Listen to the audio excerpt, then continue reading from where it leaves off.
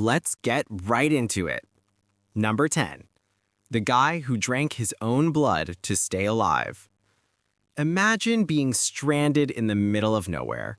No food, no water, no Wi-Fi, just you, your thoughts, and your body slowly turning into a raisin. Most people panic, maybe pray, maybe try to eat a cactus. But one man decided to go full vampire mode. Meet Mauro Prosperi, the Italian marathon runner who accidentally took ultramarathon a little too literally. In 1994, during the Marathon des Sables, a 250-kilometer race through the Sahara Desert, a sandstorm hit. Everyone else found their way back. Mauro, he got lost. Lost as in wandering the largest desert on Earth for 9 days. Lost. He ran out of food, then out of water, and then out of whatever hope his sanity was hanging on. The man tried to survive by drinking his own urine, which by day 3 was the consistency of warm, salted espresso. Eventually, he got desperate enough to drink his own blood. He cut his wrist and sipped it like a fine red wine from hell. His survival instincts went primal. He found an abandoned shrine, ate bats, raw, of course, and drank their blood too. Because when life gives you bats, apparently you make a smoothie. When he was finally rescued, he lost 18 kilograms, his liver was nearly done for, and he'd started writing goodbye letters to his wife in case the vultures got him before the rescue did. The craziest part? He went back and finished that same race years later, because if life beats you once, apparently the solution is to challenge it to a rematch. Basically, Mauro's story proves that the human body can survive almost anything, except bad decision-making in the desert. Number 9. The girl who fell 2 miles and lived. You know those dreams where you're falling endlessly and just before you hit the ground, you wake up in a cold sweat? Yeah, Julianne Kopke didn't wake up. She just hit the ground. It was Christmas Eve, 1971. Julianne, a 17-year-old girl flying over the Peruvian rainforest, was on her way home when lightning struck her plane. The aircraft broke apart mid-air at 10,000 feet. She was strapped to her seat, spinning through the clouds, falling faster than your GPA during finals week. And somehow, she survived. The seat acted like a parachute, slowing her fall just enough that she landed in the dense jungle. She woke up with a broken collarbone, a swollen eye, and a cut on her arm that had maggots living in it, which sounds like the kind of thing you'd make up to get out of school. But she didn't cry or panic. Her parents were both biologists, so she knew some survival basics. She followed a stream because streams lead to rivers, and rivers lead to civilization, or piranhas, whichever comes first. For 9 days, she waded through knee-deep water, swatting mosquitoes, sleeping under leaves, and living off candy she found from the crash. Eventually, she stumbled upon a group of local lumber workers who treated her wounds and took her to safety. Out of 92 passengers, she was the only survivor. She later said the jungle didn't scare her, the loneliness did. Which honestly makes sense.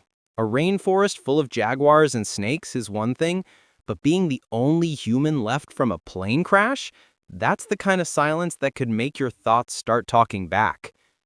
So yeah, next time your flight gets delayed, maybe don't complain too hard. At least you're not free-falling through the Amazon on Christmas Eve. Number 8. The sailor who floated across the Atlantic in a raft made of garbage. Let's play a fun game called How Long Would You Last on a Raft Made of Trash? If you said about 10 minutes, congratulations, you're normal. Alain Bombard, however, was not. In 1952, this French doctor decided to prove that humans could survive at sea without provisions. His method? Voluntarily drifting across the Atlantic in an inflatable rubber raft with no food or water. His diet plan? Fish, plankton, and rainwater. Basically, he became a pescatarian in the worst possible way. Alain claimed shipwreck survivors died more from fear than starvation, so he wanted to test whether sheer willpower could keep someone alive. Spoiler, It can, but it's not a good time. He spent 65 days at sea, drifting from the Canary Islands to Barbados, a 4,000-kilometer journey that makes your morning commute look like a luxury cruise.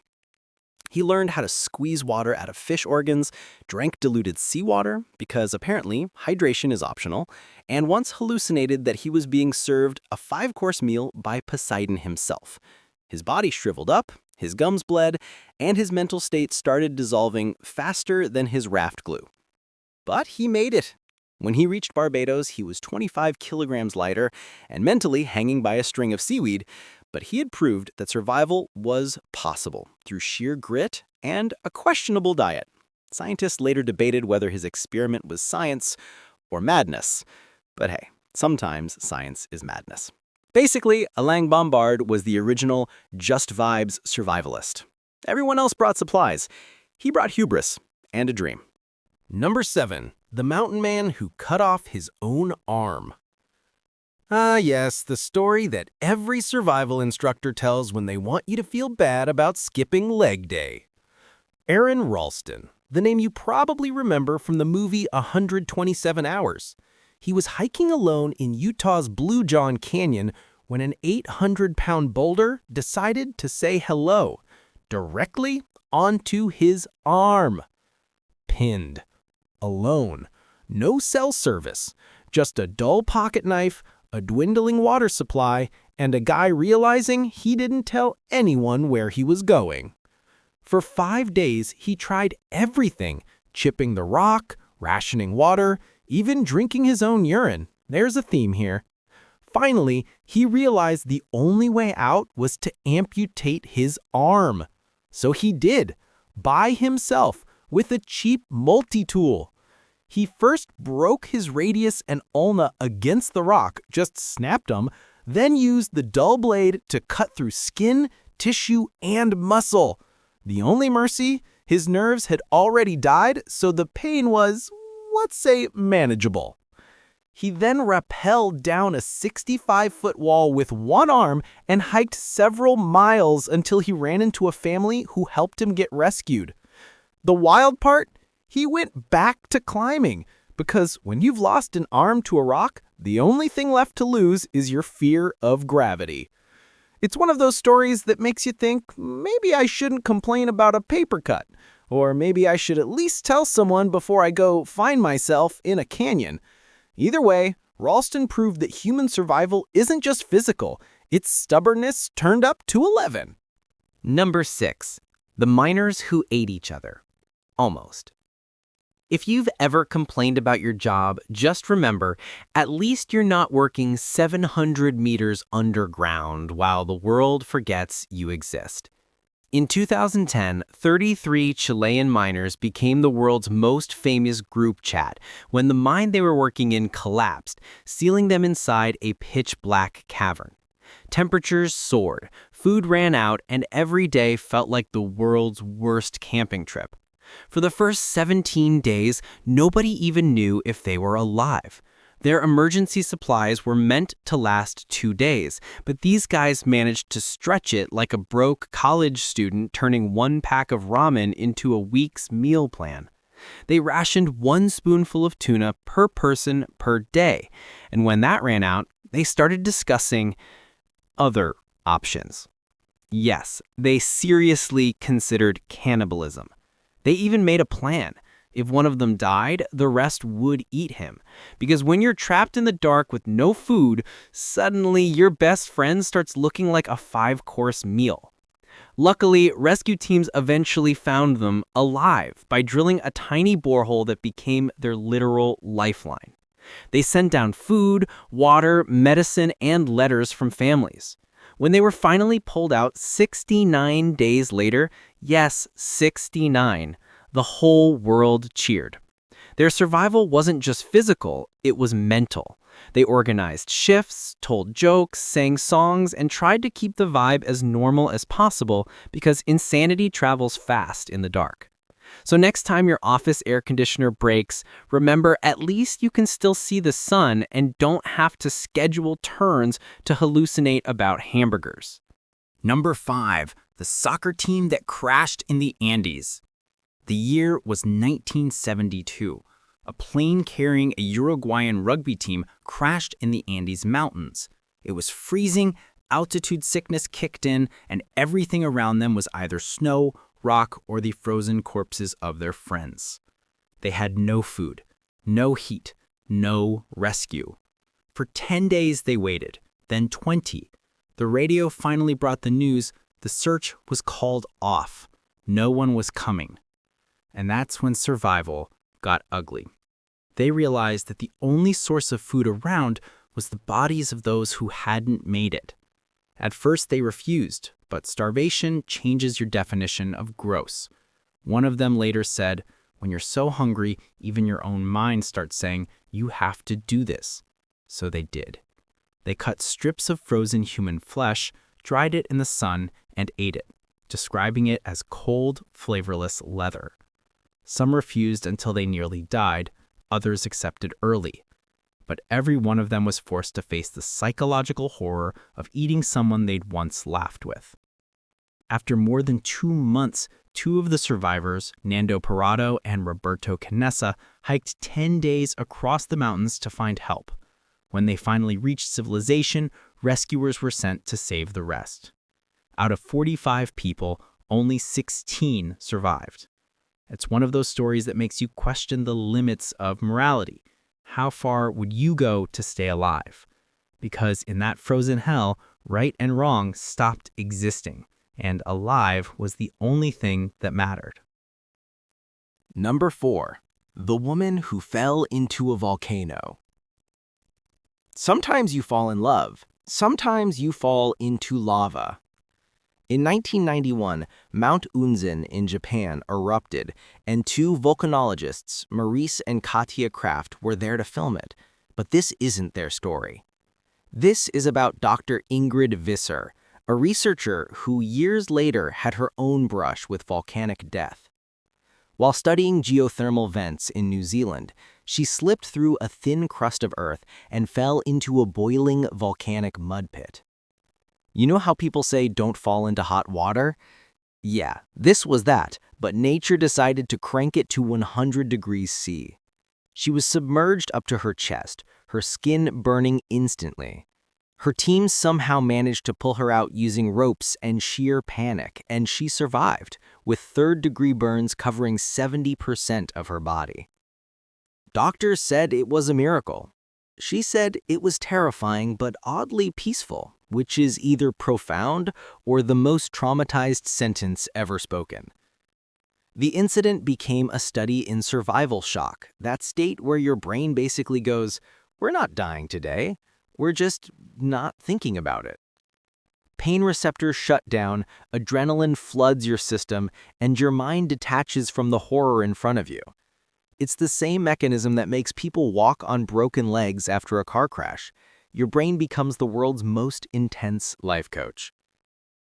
Ingrid recovered, returned to her research, and continued working around active volcanoes, proving that humans have 2 default modes: trauma and denial. Number 3. The man who survived a plane crash, a fire, and a blizzard. If the universe ever decides to test you, just pray it doesn't use the same syllabus it gave Vesna Volovich or her male counterpart, Julianne's evil twin in karma form, whose story sounds like it was written by a sadistic video game designer. In 1942, during World War II, a Russian pilot named Alexei Meresiev was shot down by German fighters. His plane crashed deep inside enemy territory in the middle of a snowstorm. His legs were broken, his food was gone, and temperatures dropped below -30 degrees Celsius. Most people would have died within hours. Alexei, he dragged himself through the snow for 18 days. Not walked, dragged. His legs were so shattered, he had to use his elbows to pull himself forward inch by inch, leaving a trail of blood and frozen footprints behind him. He ate pine needles, he sucked on ice for hydration, he hallucinated conversations with his plane. When he finally reached a village, He was so frostbitten that both legs had to be amputated above the knee. End of story, right? Nope. He learned to walk again on prosthetic legs, went back to flight school, and convinced the Soviet Air Force to let him fly again. Not just fly, fight. He returned to active combat, shot down 3 more German planes, and became a national hero. Basically, this man went from crash victim to Terminator with an attitude problem. Psychologists later used his story as an example of post-traumatic growth, where surviving something horrifying can actually create a kind of psychological superpower, a resilience so unshakable it makes most of us look like unbaked bread, though. So next time you think you're having a rough day, remember Alexei dragged himself through a blizzard with broken legs just to go back to work. Number 2. The fisherman who floated for 438 days. If you've ever been bored waiting for your food delivery, imagine waiting 438 days while floating in the middle of the Pacific Ocean. That's what happened to Jose Salvador Alvarenga, a Salvadoran fisherman who became the real-life version of Castaway, minus the volleyball, and plus 1,000 more existential crises. In 2012, he and a young crewman went out to sea off the coast of Mexico to catch sharks. A storm hit, engines failed, and before they knew it, they were drifting. No GPS, no radio, no rescue. At first, they had food and water. Then the supplies ran out. They caught fish and turtles with their bare hands, drank turtle blood, and collected rainwater. When it didn't rain, they drank their own urine. At this point, your kidneys are probably filing a complaint just hearing about it. After about 2 months, his younger companion couldn't take it anymore and died. Jose was alone and kept drifting for another 14 months. He talked to himself, he talked to God, he talked to the ocean. Sometimes he hallucinated entire conversations with his dead crewmate. His beard grew wild, his body shrank, and his mind cracked like the hull of his boat. When he finally washed up on a small island in the Marshall Islands, locals didn't believe he was real. They thought he was a ghost, which, after 438 days alone at sea, might not be wrong. Doctors said he was severely malnourished, but somehow physically intact. Psychologists called it a case study in extreme isolation where the human brain essentially rewires itself to survive loneliness by manufacturing meaning out of madness. Jose later said the secret was faith, routine, and acceptance. Waking up each day not asking, when will I be saved, but what must I do to stay alive today? Which is probably the most zen way to say, I survived on fish blood and depression. Number 1. The man who fell into an industrial mixer. Most survival stories are about nature. Mountains, oceans, deserts. But sometimes the real danger is your 9 to 5. In 2009, a factory worker named William Miner was cleaning out an industrial mixing machine, basically a giant blender for asphalt. The safety mechanism failed, and before he could react, the entire machine turned on, with him inside. Now, if you're picturing the world's worst smoothie, you're not far off. The blades tore into his legs, crushed his ribs, and covered him in scalding asphalt. Everyone on site assumed he was dead. But William somehow wasn't done yet. He managed to pull himself out of the rotating drum, covered in burns and broken bones, and crawl across the factory floor to call for help. When paramedics arrived, they said he looked like a statue made of tar. He was barely breathing, yet still conscious enough to give them his name. After several surgeries, skin grafts, and months of rehab, he walked again. Doctors called it a physically impossible. William called it Tuesday. His survival baffled neurologists. They said his body had gone into an ultra-survival mode, where the brain shuts off everything non-essential and floods the system with enough adrenaline to keep organs running on fumes. Basically, his body became a biological cheat code, sheer stubbornness overriding biology. And honestly, that's what all these stories are. They're not about perfect humans or superpowers. They're about something deep and weird that lives inside all of us. The thing that kicks in when logic gives up. It's the part of your brain that says, we're not done yet, even when everything else already is. It's the unsettling, awe-inspiring truth of survival. It's messy, painful, and sometimes unexplainable. But it's also proof that humans are the cockroaches of the emotional world, impossible to fully destroy. That's all for today. I'll be making similar videos in the future. Subscribe to see them.